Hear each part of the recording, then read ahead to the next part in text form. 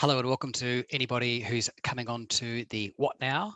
Workplace Mental Health Q&A panel discussion. Hello, I'm Taz. We're just bringing people in over the next couple of minutes. We'll be kicking off right on 12:30. Welcome, get yourself comfortable. It's going to be a really, really interesting, fascinating hour.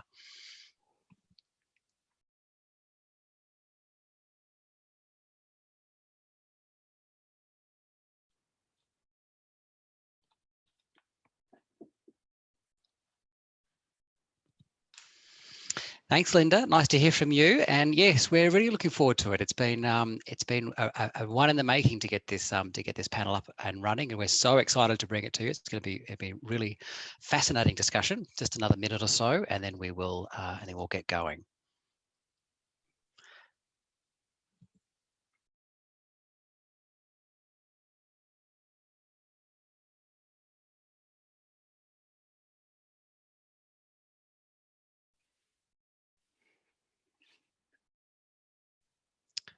All right, ladies and gentlemen, my clock has just kicked over 12:30. So welcome, and hello to you. You are now joining the What Now? Workplace Mental Health Q&A panel discussion hosted by Mindarma. It's such a thrill to be here with you and take you through this next hour. I'm going to get straight into things because we have so much to get through in the next hour. But first, before we do anything, I of course want to do an appropriate acknowledgement of country, especially during this week, which is often a tumultuous week for Australia. Mindarma and the Black Dog Institute acknowledge the traditional owners and custodians of the various lands on which you all join us from today, and the Aboriginal and Torres Strait Islander people participating in this webinar. We deeply acknowledge the traditional owners and custodians of the great and ancient lands from which we all, our panelists, are joining us from today. The Bundjalung people in East Ballina, the Bidjigal and Gadigal peoples of the Eora Nation, who are part of the oldest surviving continuous culture in the world. We wish to acknowledge their deep and ongoing spiritual connection to the land, sea, and community. We pay our respect to their ancestors, their elders, and their leaders, past, present, and emerging. And in doing so, we acknowledge and honour the spirit of Makarrata and the Uluru Statement from the Heart. So thank you, and it's such a thrill to be here and to take you through this really fascinating webinar and panel discussion today. I was greatly impressed, and you might be as well, to learn that there's over 400 people registered for this webinar, which is a really fantastic response. And we've had over 70 questions that have been put to you by the audience, to our fantastic panelists, that we're going to work our way through. Don't worry, we're not going to do all 70. The team have been rapidly culminating them into about 8 or 9 key questions that cover some really interesting facets of workplace mental health. So let's get down to our panelists and introduce ourselves, and so learn a little bit about who we are. So my name is Taz Kassam. I am the Corporate Partnerships Lead for the Black Dog Institute. We've got Dr. Sive Joyce, who is a Senior Psychologist, a co-founder of Mindarma, and External Fellow at the Black Dog Institute and the University of New South Wales. We have Ruth Marshall with us, who's a forensic psychologist, head of psychological services, Youth Justice New South Wales, and an external fellow also at the Black Dog Institute. And of course, Dr. Mark Deady, who is a research fellow lead at the Black Dog Institute's Workplace Mental Health Research Team, and my go-to guy when I want anything to do with workplace mental health at Black Dog. I'm just going to set the scene for you for a couple of minutes here, folks, because of course last year was an extraordinary year for all of us, and mental health is certainly one of the hot topics that are coming out of the back of last year, and especially though so for workplaces. So there's a couple of stats here that we wanted to sort of bring to you in painting, the landscape of what's going on in workplace mental health. 1 in 5 Australians, 21%. Have taken time off work in the past 12 months because they felt stressed, anxious, depressed, or mentally unhealthy. Hands up, that's you. I can't see you. I'm just handing my hand up because that was me. That was definitely me. Hands up if you told your boss. That's me also. And hands up if that was really hard. That was really tough. It's a lot of conversation that's going around at the moment about taking that time off and how to approach that with your manager. In 2019, the WHO found that global costs of mental health are $1 trillion per annum across OECD countries. It's just extraordinary. Workplace mental health, of course, is estimated to cost the Australian economy $17 $17 billion per annum. That's by the Australian Productivity Commission. And of course, this is probably a well-known stat now. It's been around for coming on 7 years, but it's so pertinent to this discussion. Mental illness is now the leading cause of sickness for absence and long-term work incapacity in most developed countries. Extraordinary. This last quote here that I want to touch on is by Professor Sam Harvey, and it's, I think, very, very interesting and very insightful as to where workplace mental health is at. And that is, mental health is one of the great challenges for our generation. We need collective thoughtfulness to tackle this, not slogans and campaigns. And I think that really goes to the heart of what we're going to talk about today, and absolutely to the heart of the Black Dog Institute and Mindarma. All right, folks, I have spoken for 5 minutes, precious 5 minutes. We have another 55 minutes to go. We have 8 or 9 questions, so let's get stuck in straight away. The first question is, and sorry, these are questions that have come from you through the audience, so I'm going to read them as we go. So question 1, our organisation does not have a strategy to support workers in place at the moment. I would like to know how to do this, please. That's a really common thing that I hear at the Black Dog Institute. Ruth, I was wondering if you could tell us a little bit about what the research tells us regarding key strategies to building a mentally healthy workplace and developing that strategy. Okay, I will. So I think we've got a slide to show the 5 key workplace mental health strategies that the research tells us are important. The first one is designing work to minimize harm. And this is about establishing an organizational culture that supports its employees from recruitment and selection right through their working life. It includes role clarity and attainable expectations. It includes regular supervision and job security. I think there's a few of the examples that are on the slide there.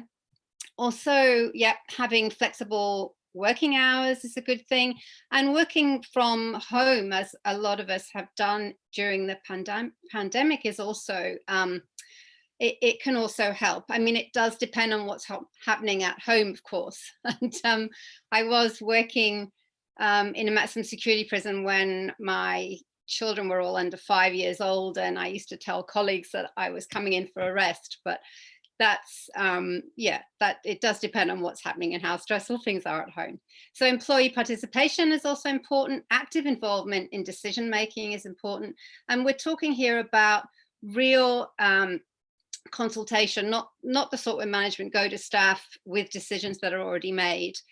The research has demonstrated that roles characterized by high demands, so thinking deadlines with that are competing with time pressures and limited resources, but little control. So high demands, little control, so no autonomy or decision-making authority. And they're the roles that are associated with the greatest risk of mental health problems.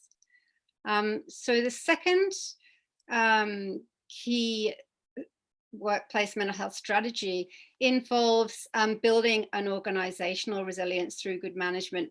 And this is one that's more about relationships and refers to the promotion of protective factors across the organization. And this is a top-down approach where managers need to display and encourage respectful behavior in the workplace, demonstrating transparency and accountability. And this includes the implementation of anti-bullying and anti-discrimination policies, team-based interventions, and effective change management. Training for managers who often receive very little training to be managers is really important. A recent review of the research found that providing managers with relevant knowledge, skills, and confidence in this area had a favorable effect on the mental health of their teams.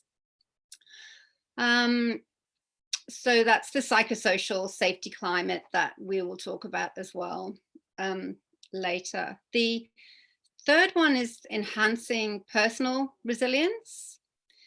And that's in addition to the organizational resilience. So it's important to improve personal resilience by teaching a wide range of stress management techniques, coaching, mentoring, and through workplace programs encouraging physical activity.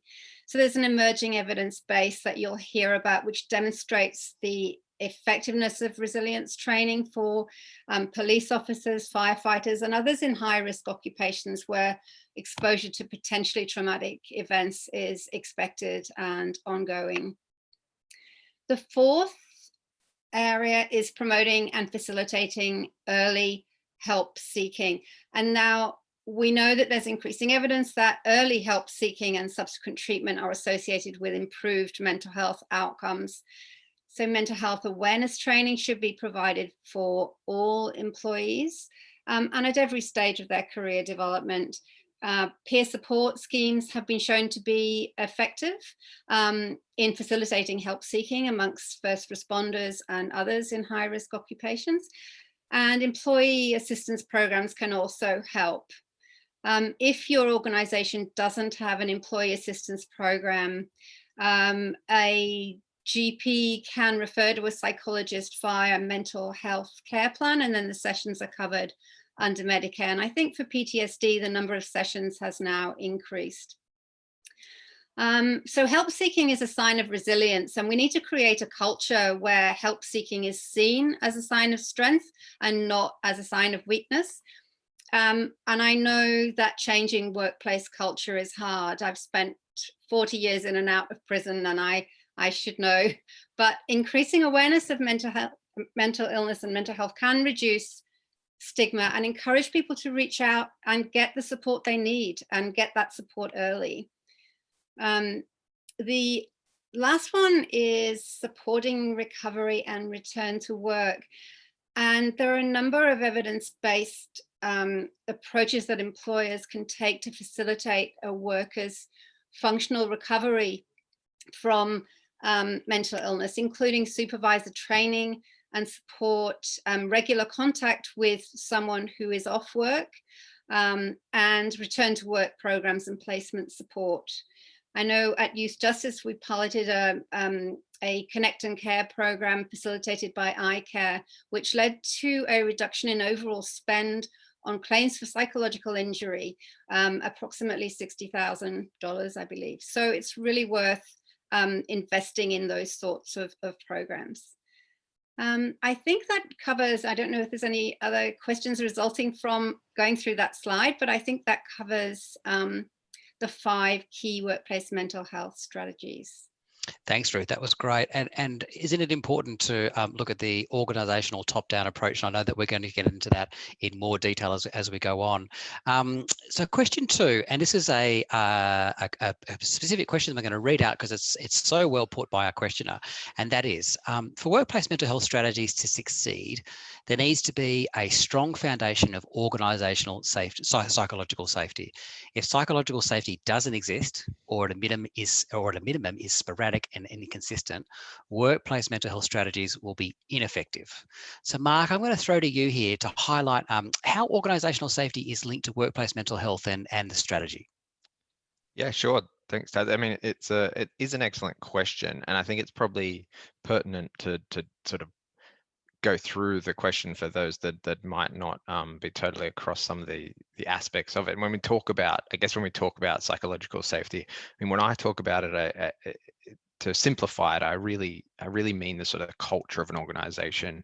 So there's Professor Maureen Dollard's work in this area is really great if anyone wants to know a bit more. But essentially, it's this idea of, I guess, the shared perceptions of organizational policies and practices and procedures in terms of the protection of a worker's mental health and psychological health, and these stem from management practices. So in essence, what Ruth was talking about earlier in terms of some of those earlier stages, this is really critical in that sort of top-down approach, how an organization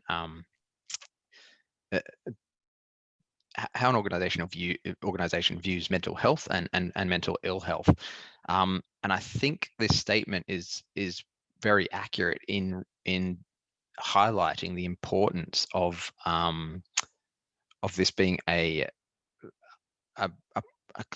guess an investment from leaders of organizations, from management, And the critical aspect is, yeah, you can have a whole bunch of great resilience programs that you throw out there, or that you may have EAPs, you may have a number of mental health programs, but I think the critical thing is how to is that there is a culture behind that really supports use of those programs, supports implementation of those programs.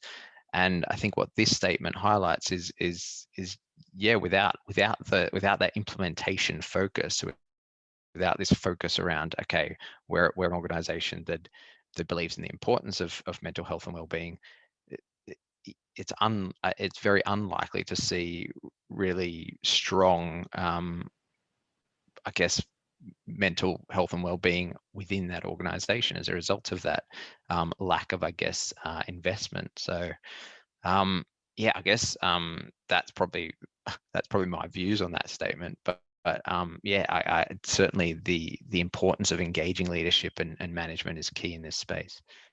Mark, that's a great point. I'm going to ask you a follow-up question there in a second, but we're getting a couple of comments there saying, can you readdress the person that you just referred to look up for further information? It was at the beginning there. Oh, yes, sorry. Professor Maureen Dollard is probably is one of the biggest experts in this area. So I would strongly recommend her work.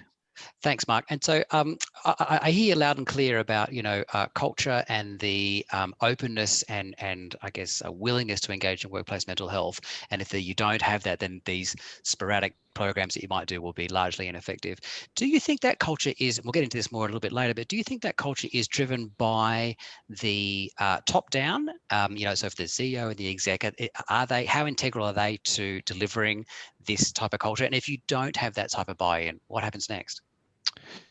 Well, I mean, we know from a lot of the work we've done, it's important to have that, I guess the very top having buy-in. But I think what becomes critical is how that message translates down to, I suppose, the on the ground management structure. So, those with, a group of direct reports, and how that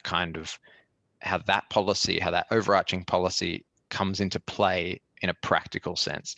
So I think that to me has always been, and that's always been, in terms of the work we've done, always the most critical aspect. So it's not so much, whether the CEO is on board, but how much your immediate manager values your mental health and well-being. And I think, I guess that to me is one of these elements here that maybe is an addition to this statement, is that what's critical so often is how your direct manager, how available they are, how open they are, and how much, I guess, they're invested in this idea of psychological safety.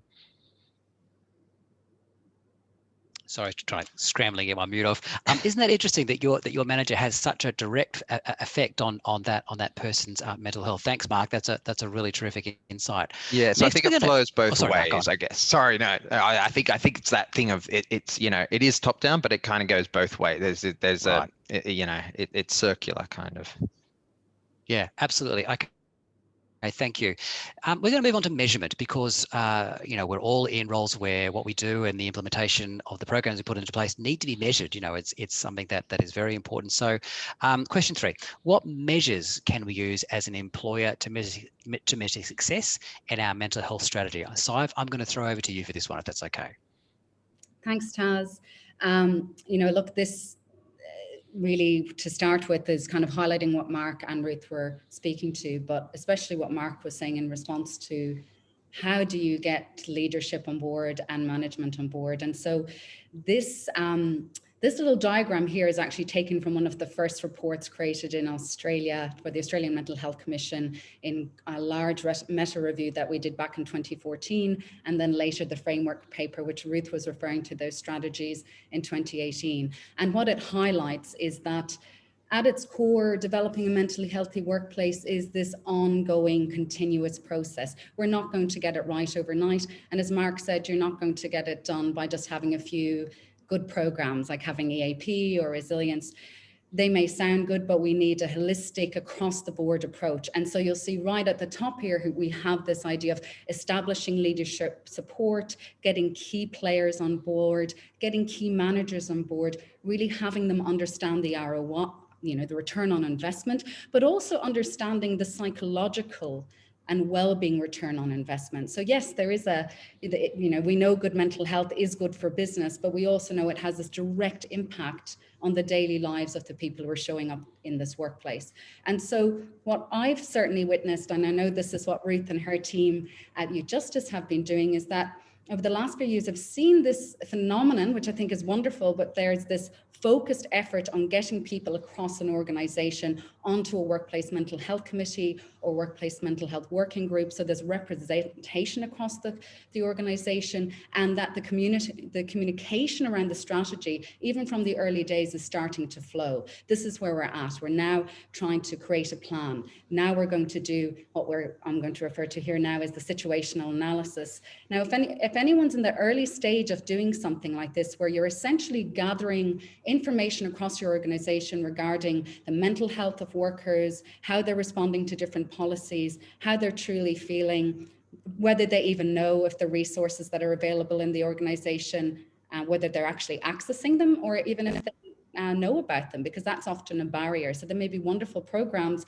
but it's certainly something I've seen working with organizations that sometimes employees don't even know that they're there. And so that can be a key barrier to, assisting early intervention and prevention. And so really also looking at the risk factors during the situational analysis. So you're gathering information also, like Mark was talking on a cultural level, like what are the risk factors right now? And even we know from COVID, 12 months ago, the risk factors may have even changed a little just because of this pandemic, or just because of the risk factors we know from being in isolation or having had to work from home. So we're gathering this information collaboratively with our colleagues, hopefully, and then letting them know with what we're going to do with it. The process of the situational analysis too involves looking very clearly at what isn't and isn't working in your strategy so far. And maybe you haven't even called it a strategy. Let's say it's your well-being initiative. What is the research actually saying about these initiatives? Because I started with Sam Harvey's team in 2012, and the amount of research that's happened in the last 8 to 9 years is just phenomenal, and it's growing. And so we can really start to look at, okay, well, where is the evidence base for exercise programs? So where's the evidence base for resilience, and what role does that play? And why does manager training really have to be seen as a core initiative here? And so that helps inform the strategy. So I'm just going to highlight here, because some people may not even know, well, how do I actually go about and do this? The Black Dog Institute do have an audit tool, and you can reach out to the workplace engagement team, who are a lovely bunch of folk, and they can point you in the right direction. Essentially, you're looking through in a really systematic way about how your initiatives are mapping onto the framework or what the research evidence is saying, but also acknowledging what isn't working, as I said, and looking out for stuff that's needed.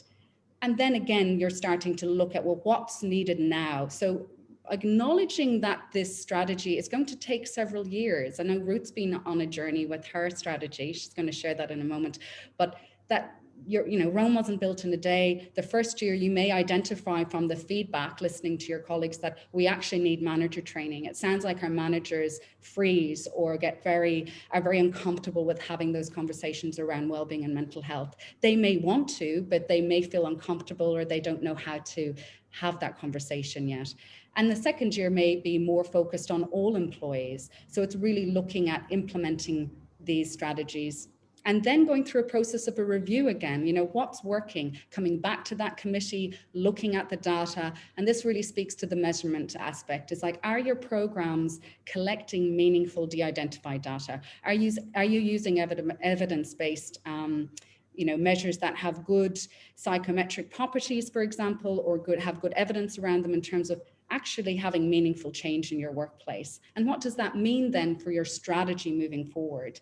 And I think it's very common for us to get attached to strategies and initiatives, and we really want them to work, but we also have to have the courage to acknowledge that, well, look, that sounded great initially, but now we're actually seeing the real world implication is a bit harder. And Mark and I have talked about this, and I've talked about it with Ruth, that and Mark has highlighted it just a moment ago, that implementation is the key. So we may have an initiative that then we recognize is it actually needs more ground support. It needs more leadership buy-in, or we're not seeing a shift here, so we need to scrap it and learn from it and move on. And that's the adjustment process. And guess what? We do it all again, because a CEO can change. This happened just recently, a couple of weeks ago. I was working with colleagues, the BDI, and they've working with a wonderful organization, and they've been building their plan over a year, and now they've just had a leadership change. And what happens is that everything in workplace mental health gets frozen till that leader gets on board. This isn't the case for every organization, but it is common, and they're brought up to date with what's happening. And so you can find yourself in a situation when you're kind of going through this process again. But it is almost like its own little research project. Yeah, absolutely. Look, thank you so much, Sive. Look, we're getting a couple of questions on the chat, which is great. Thank you, Jennifer and Jason. Really appreciate that. We'll get back to them if we can. I just want to throw to Ruth here for a second, because I know she shared some. She obviously got down this path with the Workplace Mental Health Committee and the working group at Youth Justice, and I just wanted to touch you on Ruth, and if you can maybe talk about a live example in this space. Yeah, sure. Look, I'll just say as well that we're a relatively small organization. I checked yesterday and we have 1,588 employees. And just to go back to what Sive was saying as well, I've been part of the workplace mental health research team at the Black Dog Institute as well since 2012. And there's been a lot of stuff coming out of the team, a lot of the research that we've done and looked into research internationally as well. And so I was lucky to be involved in that team and know a little bit about what works and what doesn't work. So we realized, that we needed to do something for our staff. It can be very rewarding, the work we do with young people, but the frontline staff do an incredibly difficult job. And trauma-informed practice not only involves understanding the developmental trauma of the young people we're working with and for whom we have a duty of care, but it's also acknowledging the potentially traumatic events that are faced by our staff on a daily basis. And we have a duty of care to each of them. So in 2018, we developed a 3-year well-being strategy with simple objectives. So 3 simple objectives and an action plan which set out key deliverables and how we'd know if we'd met them. And so one of the first actions of this strategy was the establishment of a well-being working group. As has been mentioned, it represents across the different occupational groups, so caseworkers, youth officers, managers, psychologists, and others are part of that well-being working group. I'm just noting here that any well-being strategy should be simple, or as simple as possible, not too many different things happening at once, and it should include an action plan noting who will be accountable for each step, as this helps when plans are being reviewed and the outcomes evaluated, so we know what's working, what isn't, what we need to do next. So I think then what happened in 2019, just sort of summarizing, I was asked to lead a custodial reform project following a disturbance at one of our youth justice centres. You may have seen it in the papers. This was to look really at post-incident debriefing, but we broadened it to include a range of preventative strategies aimed at increasing mental health awareness, resilience building, and management confidence in their ability to support their team members. So this slide represents those proposals. I drew the triangle to indicate what the research and the PTSD guidelines refer to as a stepped approach, involving mental health awareness and training, mental health awareness and resilience training, and resilience building for all staff. And that's the bottom of the triangle. Then monitoring individuals by trained management, which is shown in the middle, and targeted psychological assessment and intervention where needed, which is the top of the triangle. So the approach altogether recognizes that most people who are exposed to potentially traumatic events remain psychologically healthy. So that's due to a combination of personal and interpersonal factors, resources, including their own resilience, adaptive coping strategies, and support networks. So the other thing, just to point out, that a level of psychological distress is normal and expected following an incident, but for a small number of people, that initial distress continues over time and they may end up being diagnosed with a mental health condition. So managers need to ensure that those employees are provided with additional support, referring to a mental health professional if necessary. So the role of managers in reducing stigma and creating a mentally healthy workplace in which staff feel comfortable to come and talk about what's happening for them can't really be underestimated. So the training and support for managers includes the Black Dog Institute's half-day Managing for Team Wellbeing workshop, and they're being facilitated across New South Wales at youth justice centres, and hopefully we can extend that to community-based managers as well. So the workshops include principles of team wellbeing, how to have effective conversations with around mental health and with individuals as well when they feel, signs that a colleague or member of their team may be their mental health may be deteriorating, and then how to support them, how to refer and where to refer them if needed, and then how to assist them in their return to work. Terrific. Okay, thanks, Ruth. That's a really wonderful overview. That's really great. I'm just conscious of time, so I'm going to move us on to question 4. There were some really good comments in there, and there's a couple of great links. Thank you to Mark for putting those up. So have a look at the chat box for some practical resources as well. And there will be some resource material sent out after this webinar as well. So there's lots more coming your way. The next question is about fast-paced environments. We are all working harder, longer, faster than we ever have. So the question is, I would like to know about evidence-based strategies to protect and promote employee well-being in a fast-paced project environment. Our projects go on for years. How can we sustain high performance with high job demands? Really good question. Mark, I'm going to throw to you if that's okay to talk on this one. Yes, sorry. That is a good question. I mean, I guess I'd like to start off with some of the more first off, I guess a big area that's very useful and I guess often low-hanging fruit, I suppose, in this space is manager mental health training. We know that it's associated with. We know we have evidence-based programs in this space that we've developed and evaluated at the Black Dog Institute that are able to. So I think you've thrown on now. So in terms of being able to address, improve manager confidence, improve manager knowledge, and improve the behavioural outcomes then of managers in managing their teams' mental health and well-being.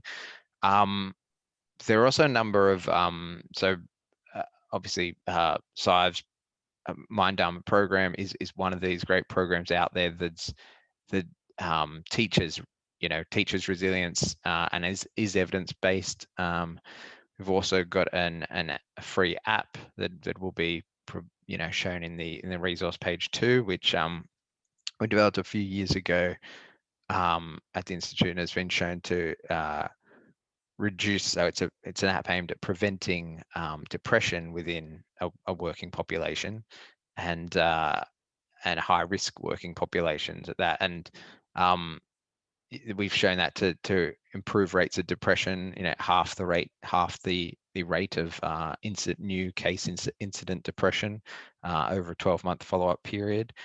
Equally, we found that to improve job performance. So we know that mental ill health has dramatic effects on job performance, both in terms of absenteeism, but predominantly in terms of presenteeism. We see a lot of people at work not functioning their best due to mental health issues, and that's obviously very not only impactful for the individual themselves, but that does have wide-reaching impacts for organizations. So I guess those are some of the programs that I wanted to flag and mention. I think one of the harder things in this space is always to is the bigger picture stuff. So some of these programs are great for that employee level resilience and prevention. But yeah, there's a lot of work, I guess, at the organization level to improve conditions. As this question mentions, there's quite high demands, and as Ruth mentioned earlier, these are some of the areas that are likely to be associated with heightened mental ill health. So I guess there's a lot of work in that space too. But I think I don't know. I don't want to speak too much to Mindarma either. I know that's actually, I was space. So yeah, thanks, Mark. I was actually going to throw it to Sive now, just to talk about Mindarma, what's happening there. And there's been an increased uptake in programs across, lots of organisations in result to COVID, which has made us all work totally differently and faster and smarter. What's happening in that space for you?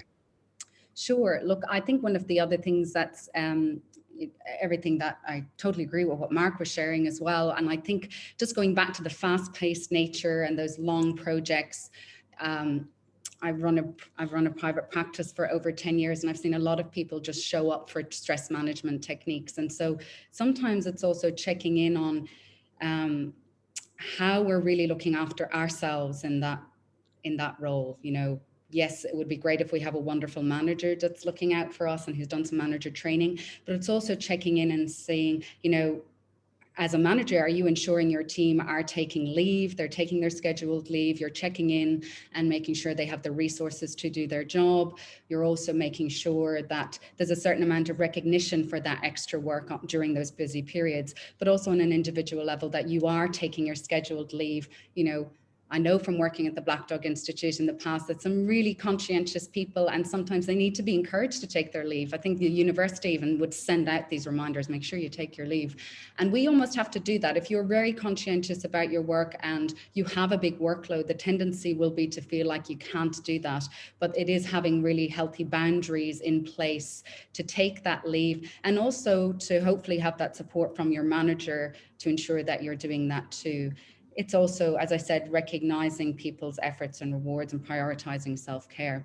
With Mindarma, we have had, going back to the stats that you were sharing earlier, Taz, and also probably due to COVID, we saw a huge uptake of our program, not just across emergency services, but across a lot of different arenas, including health, the frontline health workers, teachers, pretty much a lot of different industries, because there's a recognition from wellbeing teams that we need to be equipping our workers with evidence-based skills and strategies, psychological strategies that can really protect wellbeing and mental health, but also, I guess, promote a sense of agency and control during a situation that feels very much outside of our control. So one thing we do know absolutely compromises our psychological resilience is not just dealing with change and adversity, but dealing with situations that feel completely outside our sphere of influence. And that is something we witnessed in our country, in our communities.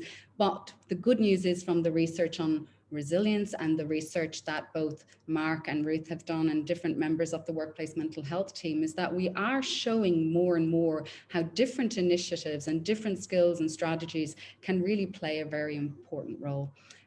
So we're working with a lot of different agencies in terms of enhancing on that individual level, and then the BDI are looking at on more of a team level with manager training. The other thing I'd point out seems to be a little bit more common in larger organizations and in emergency services, is the values of having peer support networks. And even in the last year, I've seen an increase in different organizations and workplaces looking towards the emergency services for guidance and seeing what they're doing and seeing the great role that peer supporters play. And they also play an incredible role in implementing programs, because as we all know, sometimes in our field, we'll feel more comfortable having a chat with our colleague, someone we trust, as a first step before we reach out to a professional. But those peers are often trained in mental health literacy, maybe have also completed an additional training like mental health first aid, and have a bit more comfort and experience in having those conversations, and then gently supporting their colleagues to reach out for those resources, because the peers actually know what the resources are too. So that's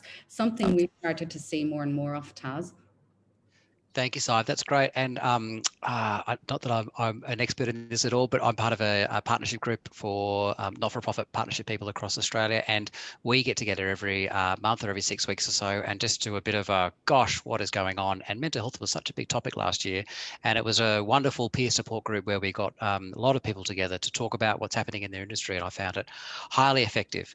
But I next want to move on to a really interesting question, which is what doesn't work? You know, we've talked about the stuff that we think works, but what are some of the one-off things that that doesn't work? I'm going to throw to you, Ruth, because you've got some great expertise and insights in this area.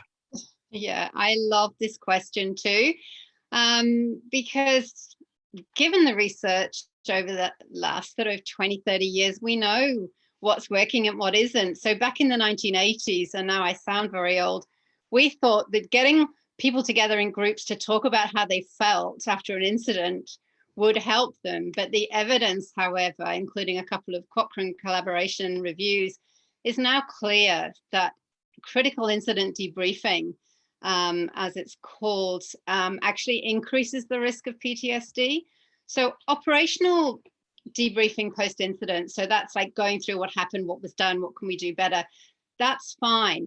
But it's the emotional venting in groups which is likely to cause the psychological damage. So instead, and in line with the Australian guidelines and international best practice, we use the stepped approach, as I mentioned earlier. If a case goes to court, it's not enough to say that you hadn't read the research, because the evidence is out there. And so you'll be cross-examined on that evidence and ultimately judged against it. So I think we need to be communicating to people in different organizations what actually is going to make things worse as well as what's going to help. But we do need to then talk about what's going to help, because, you know, you can't just say things aren't going to work. And first responder organizations, we know, do a lot of things really well. So Sive mentioned the peer support schemes, which have been evaluated. And even at the police have like teams of psychologists whose only role is to support their staff. And we don't have that at Youth Justice. That would be nice to have that too.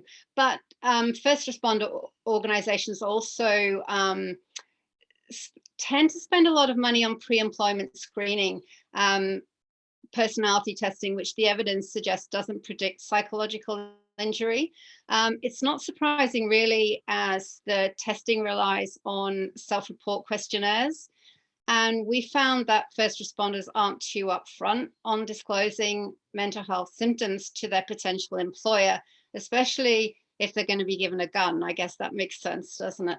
So we found a lot of symptom underreporting, and this was greatest amongst the newer staff, which is as expected. So if you're new to a job, you want to be seen as psychologically healthy as possible. And the other group we found who underreported symptoms were actually those with the most severe PTSD symptoms, which is a bit concerning. So perhaps funds could be better spent elsewhere on some of the other approaches that we've been talking about today. So yeah, those are some of the things that don't work as well. Thanks, Ruth. And I wonder if you could just touch on, because this is always a contentious topic, the sort of place of awareness campaigns and what role they have in, you know, building a mentally healthy workplace, and what role perhaps that they don't have. Do you have any thoughts on, you know, slogans, awareness campaigns, and if they do or do not work? Yeah, that's a good question. I think the awareness campaigns are part of the bigger picture. I think it's really important to have them, but not just that, because you need to let people know what they can do about some of the, you know, the knowing that 1 in 5 or 1 in 4 people at work, particularly if you work in a first responder organization, are going to, you know, have become mentally unwell, doesn't really help. What you need to know is what you can do about that, how you can make a difference. So yeah, the awareness itself and the slogans won't help. I think that's Sam's point, but it's also Mark has talked to that as well. I think really it's looking, getting buy-in from everyone, not just the top executives, but everyone in an organization, and making sure that they are supported in an ongoing, it's not just about the awareness, because the awareness itself can actually do more harm if you're not preparing them and helping support those people to do something about, that. Yeah. Thanks, Ruth. It's all too well. We often hear, at Black Dog Institute, as we get into the second half of the year, that there's, a bake sale or a thing on a particular day, and it's kind of the tick box and away we go. And we know from the partnership work we do that often that doesn't deliver long-term change. However, strategies, I think, need to be embedded in policy and practice. I think that was a point that was made as well. I think that's really, really important. So it's not just about having one day, an Are You Okay day, or a bake sale or something like that. It's much much deeper than that. Look, segues beautifully. I couldn't have done it better myself into question 6, which is all about implementation. So we know that that these programs that we're talking about have great success, but how do we support their implementation into the workplace, and how do we ensure that people uptake them and people engage with them and people actually take part? I know that from my own perspective at Black Dog Institute, we're offered a really great range of workplace mental health training programs, and I find it hard to get on off my tools and into those sessions. How do you make sure people are turning up and going through them? I'm going to throw to you, Mark. Sorry. This is, to be honest, this is often the bane of all my work. I mean, I think it's very hard. I think to get into, especially to get into an organization and work out a feasible implementation plan from the outside is almost impossible. So it obviously always needs to be done internally. And I think, I know, for instance, some of the work we've done in terms of, the effectiveness in terms of improved workplace productivity when it comes to completion of some of these programs, to me is grounds to at least explore the option of things like of incentive systems for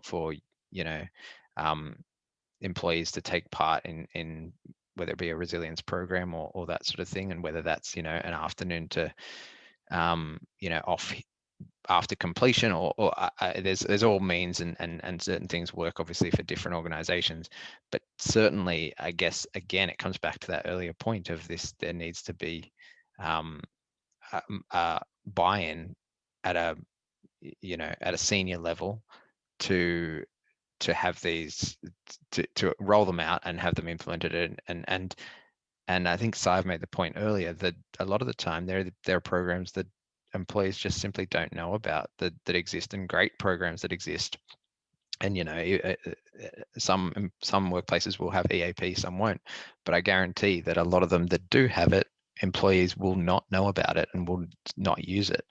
And I think this, as you said, kind of goes to the earlier question in terms of awareness raising. It's like that's a great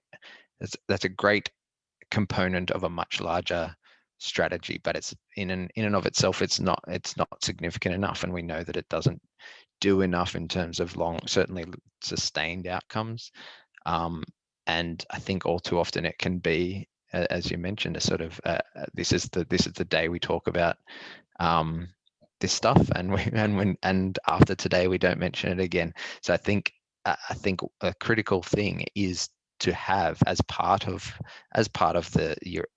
an organization's overall mental health strategy, implementation as a critical component of that, in terms of how we're going to get these programs to employees, and get awareness of the programs there, but also this idea of, well, how we're going to get people to use them. I mean, we have this problem daily in the research we do, is just, there's great programs and they have great effect, but it's hard to get people to engage with them. And I think, and so I don't have a perfect solution to this, sadly. And I think we're continuing to do more work in this space. But it's hard like anything, especially when you're talking about prevention and resiliency, where you're sort of asking people to do something when they're not necessarily unwell. And I think a lot of more focus has to be on that angle.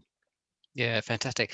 So I'm going to throw to you because look, you have implemented Mindarma across various different organisations. What have you learned about the implementation and getting this uptake from right across the organisation?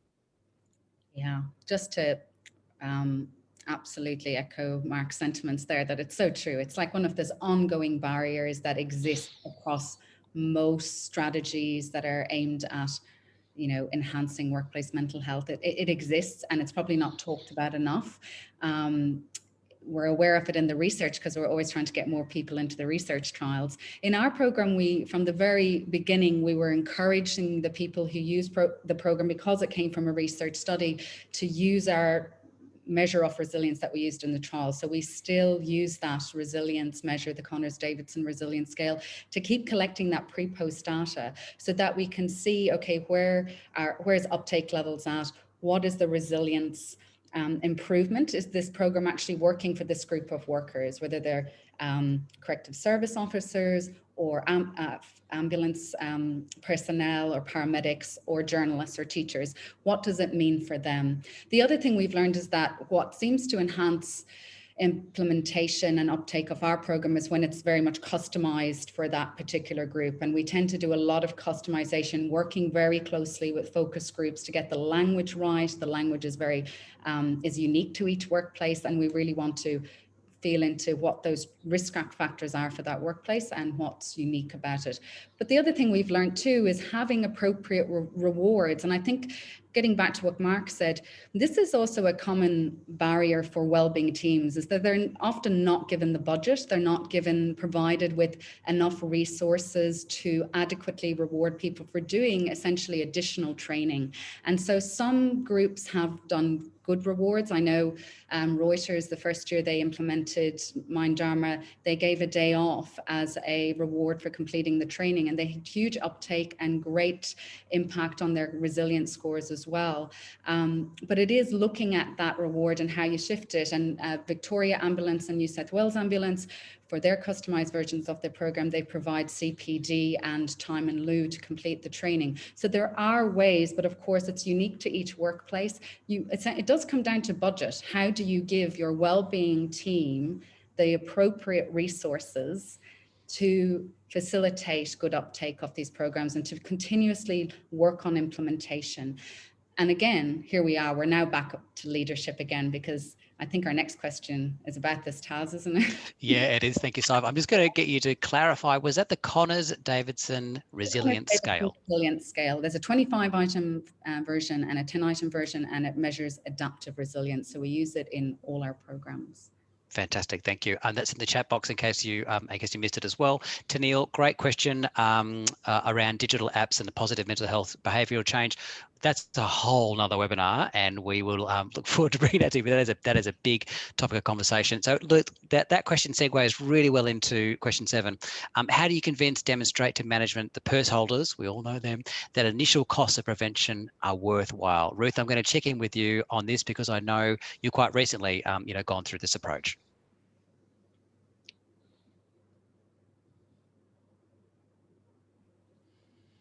Is Ruth there? Oh, there she is. Oh, she's doing the old, yes, you're on mute. Sorry, I'm on mute. No problem, go for it. Yes, sorry, I was just, I made a really important point then. I was just saying about it's really important to talk about the return on investment. So for every dollar spent, how much you will get back. Whether we like it or not, decisions often come down to dollars and cents. So these are figures that I did talk about frequently at any available opportunity. So specifically the return on investment for the BDI's manager training, which was $10 for every $1 invested. So just going through those, do you want me just to go through the slide? Yeah. So the return on investment analysis have found significant positive returns on investing in evidence-based workplace mental health initiatives. So the 2017 report for Safe Work New South Wales now found a $4 return for every dollar spent. And then there's the PricewaterhouseCoopers report in 2014. So 2.3 return on investment for every dollar spent on mentoring initiatives. The return on investment from the Black Dog Institute's manager training I mentioned already. And then the headgear study as well. Sorry, I can't see the whole slide because I've got the pictures on the, I'm not sure how to minimize the pictures on the side. You're doing great. Yeah, okay. You got them, yep. I got it, okay. So yeah, look, I do think it's really important to point this out to the people who we're trying to convince to provide resources, additional resources. I think there's also the fact that, you know, the research is out there, and, you know, we need to ensure that we're working along those lines so that we, you know, aren't going to get additional claims for psychological injury or you know, end up in court having to address or being cross-examined on why we didn't provide provide evidence-based programs, or at least attempt to do that. So I think that there's to try and persuade people, there's you know, a little bit of the positive with, if we don't, then this may be the result. So it's a bit of both. I think carrot and stick. I think people really started to listen when I talked about the increasing claims for psychological injury if we didn't put in place some of the evidence-based strategies.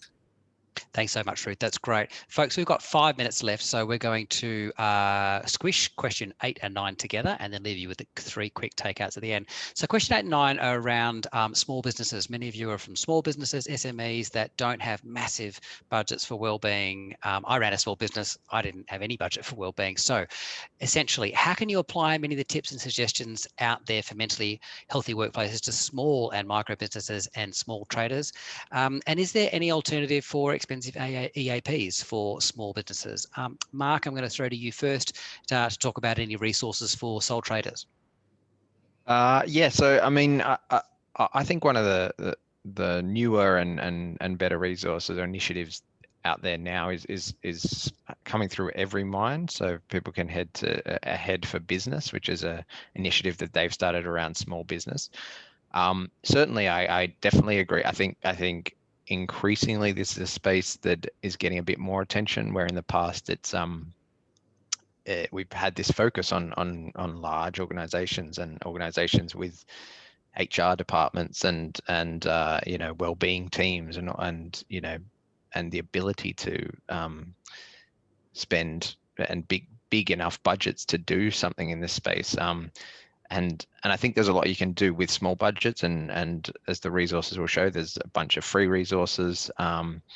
There's a lot of training now that is offered through, there's some training offered now through Safe Work, Black Dog Training, which is offered free to small and micro-sized businesses.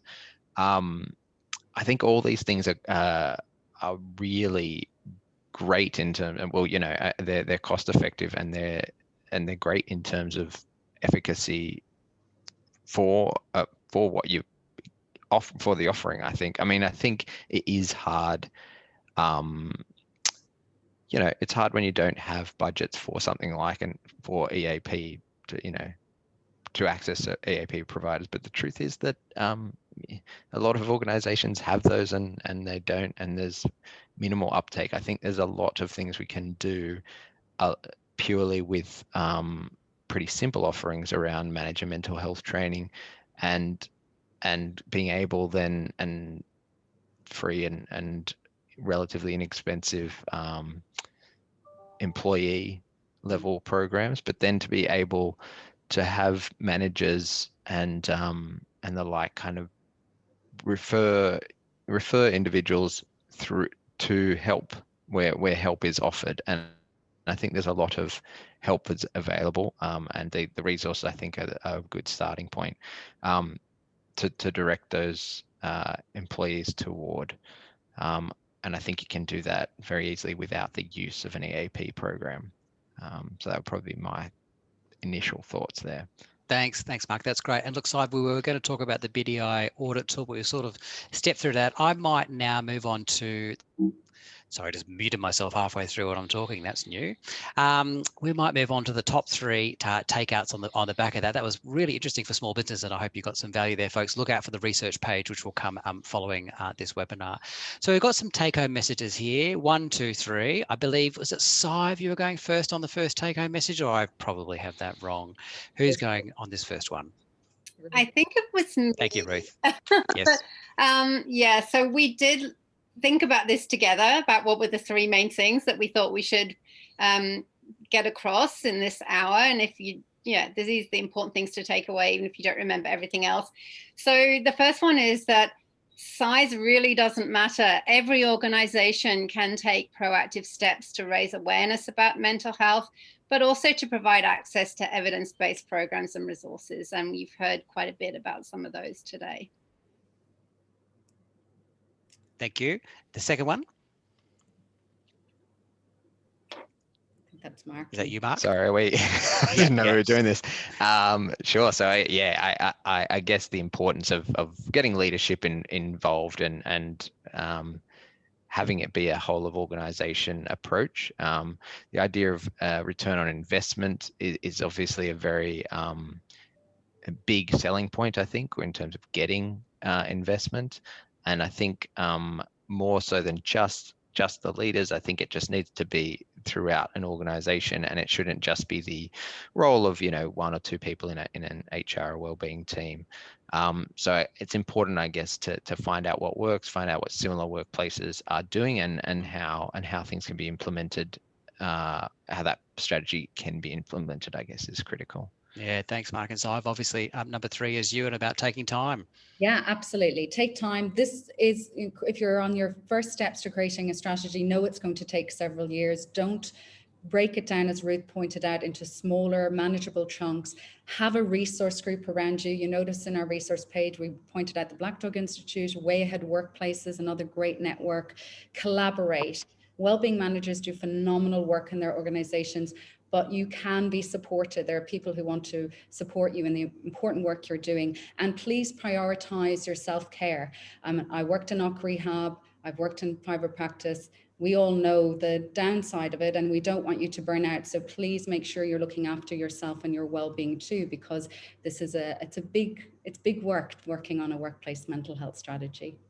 Yeah, thank you much, Sive. Thanks so much, Sive. That's great. So as we skid into 131, folks, that is us for today. Thank you to everybody who has joined us. There's so much content there to get through in an hour. We hope that you have gotten something out of it. There was about 90 people on the webinar. It'll be recorded and sent around to you later, as well as the resources. So please make great use of those and share them amongst your colleagues and friends. And tell your friends if you have found this of value, if you found what Black Dog and Mindarma are doing. Please tell everybody why that we are here to help. Thank you so much, everybody, for coming today. Be well, go well, and enjoy yourselves and look after each other. Thank you.